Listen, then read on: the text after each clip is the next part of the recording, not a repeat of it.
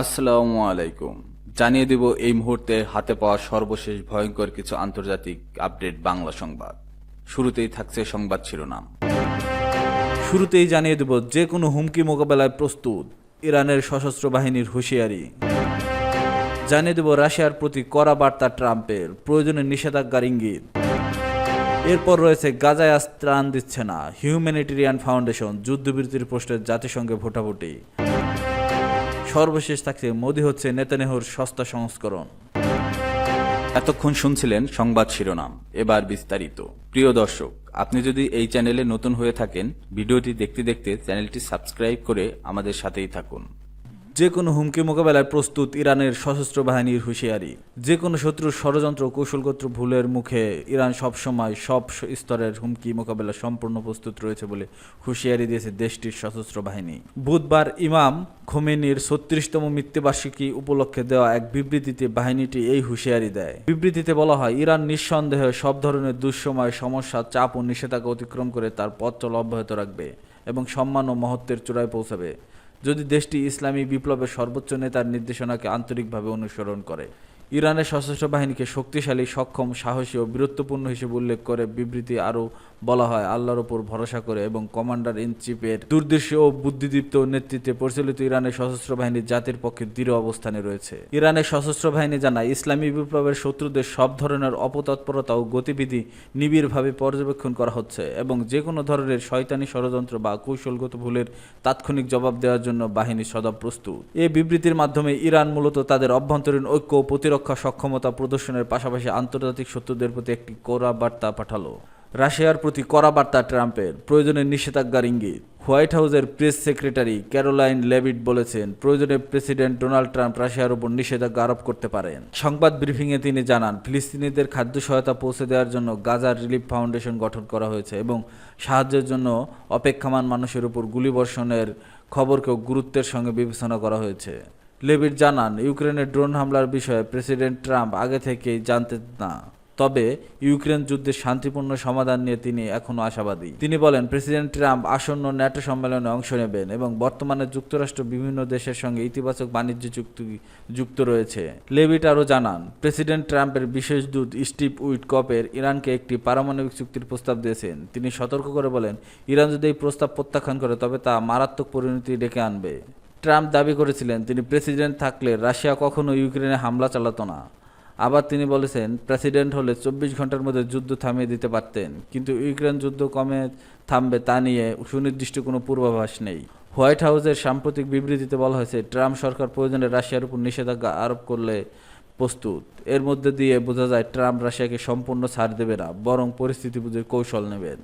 গাজায় আজ ত্রাণ দিচ্ছে না, হিউম্যানিটেরিয়ান ফাউন্ডেশন, যুদ্ধবিরতির প্রশ্নে জাতিসংঘের ভোটাভুটি। যুক্তরাষ্ট্রের পৃষ্ঠপোষকতায় চলা মানবিক সহায়তা সংগঠনের গাজা হিউম্যানিটেরিয়ান ফাউন্ডেশন আজ বুধবার গাজা উপত্যকায় কোনো ধরনের ত্রাণ বিতরণ না করায় ঘোষণা দিয়েছে। ত্রাণ নিতে গিয়ে বেশ কয়েকজন ফিলিস্তিনি নিহত হওয়ার একদিন পর এমন ঘোষণা দেওয়া হয়েছে। ত্রাণ বিতরণ কেন্দ্রে সীমার বাইরে বেসামরিক নাগরিকদের নিরাপত্তার বাড়াতে সংস্থাটি ইসরায়েলের উপর চাপ দিচ্ছে।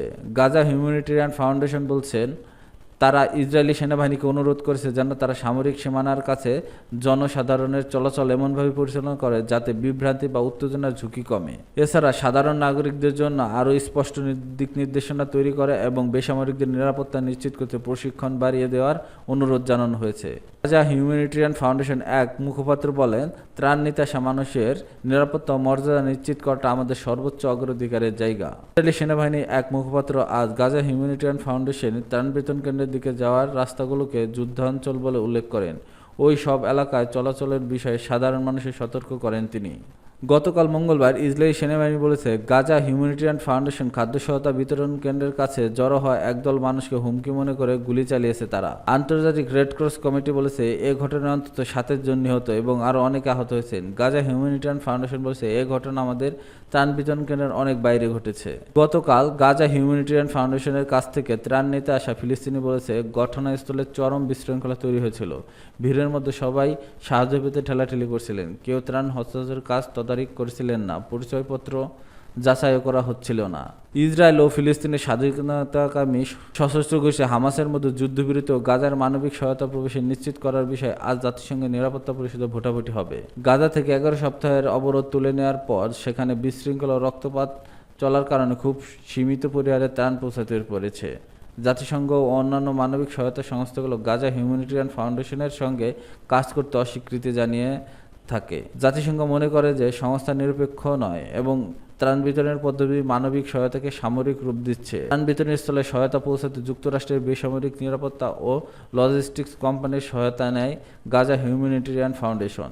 মোদি হচ্ছে নেতানিয়াহুর সস্তা সংস্করণ। ভারতের প্রধানমন্ত্রী নরেন্দ্র মোদীকে ইসরায়েলের প্রধানমন্ত্রী বেনিয়ামিন নেতানিয়াহুর টেমু সংস্করণ বলে ব্যঙ্গ করেছেন পাকিস্তানের সাবেক পররাষ্ট্রমন্ত্রী ও পাকিস্তান পিপলস পার্টির চেয়ারম্যান বিলাওয়াল ভুট্টো জারদারি। তিনি বলেন, মোদি হচ্ছে নেতানিয়াহুর মতো, তবে কম দামি বা সস্তা সংস্করণ। জাতিসংঘ সদর দপ্তরে আয়োজিত এক সংবাদ সম্মেলনে এই মন্তব্য করেন তিনি। একই সঙ্গে মোদীকে কাশ্মীরের কসাই হিসেবেও আখ্যায়িত করেন। খবর দ্য ডন ARI নিউজের। টেমু হচ্ছে চীনের জনপ্রিয় একটি অনলাইন মার্কেট প্লেস, যেখানে খুব সস্তা দামে পণ্য পাওয়া যায়, কিন্তু অনেক সময় সেগুলো হয় কম মানের বা মূল্যপণ্যের নিম্নমানের অনুকরণ, অর্থাৎ কম দামি ও কম মানের কপি বোঝাতেই এই তুলনাটি করা হয়। দেশটির সাবেক পররাষ্ট্রমন্ত্রী ও পাকিস্তান পিপলস পার্টির চেয়ারম্যান বিলাওয়াল বলেন, মোদি হচ্ছে নেতানিয়াহুর মতো, তবে টেমু সংস্করণ। যেমনটা টেমুতে পাওয়া যায়, আমরা ভারতের প্রতি আহ্বান জানিয়েছি যেন তারা নেতানিয়াহুর মতো নেতিবাচক উদাহরণ অনুসরণ না করে। তিনি আরও অভিযোগ করেন, ভারত ইসরায়েলের খারাপ দৃষ্টান্ত অনুসরণ করছে। মোদিকে কাশ্মীরের কসাই আখ্যায়িত করে বিলাওয়াল বলেন, মোদি কাশ্মীরের মতো সিন্ধু উপত্যকাকেও একই রকম দমন নীতির চেষ্টা করছে।